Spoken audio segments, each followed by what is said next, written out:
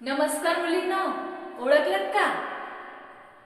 हो, मी तीच रोज तुम्हाला पुस्तकातून भेटते, पण आज मी तुम्हाला प्रत्यक्ष भेटायला आली आहे.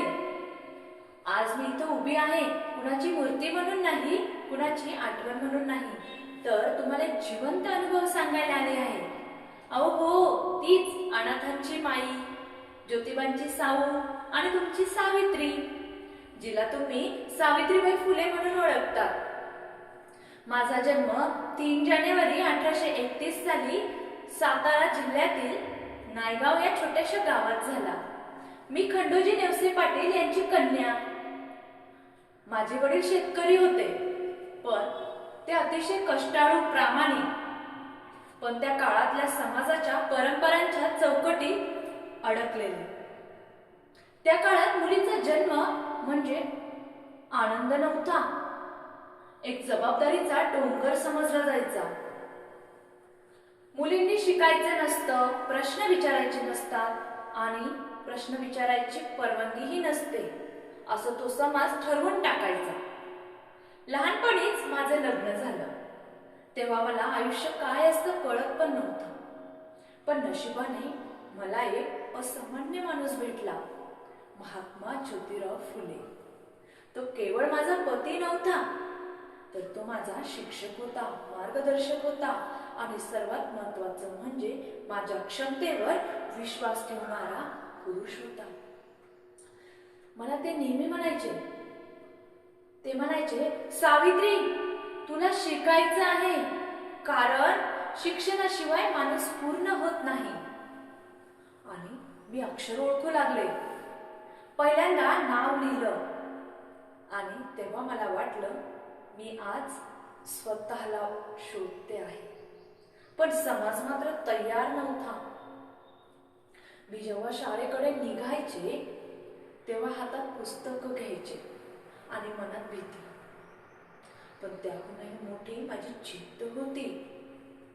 रस्त्यात लोक उभे राहायचे, कोणी शिव्या द्यायचं, कोणी दगड मारायचं, कोणी शेण आणून फेकायचं.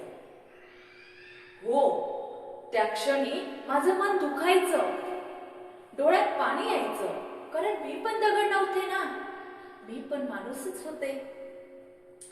पण एक दिवस मी ठरवलं, मी माझ्या पिशवीत एक जादा साडी ठेवेल. लोक शेण फेकायचे, मी साडी बदलायचे आणि ताठ मानेने पुन्हा शाळेकडे निघायचे. कारण मला माहित होतं, जर आज मी थांबले तर उद्या हजारो मुली शाळेच्या उंबरठ्यापर्यंतही पोहोचू शकणार नाहीत. तर मुलींनो, पुण्यात आम्ही मुलींसाठी पहिली शाळा सुरू केली. पहिल्या दिवशी फारशा मुली नव्हत्या, पण ज्या आल्या त्यांच्या डोळ्यात उद्याचं स्वप्न दिसत होतं.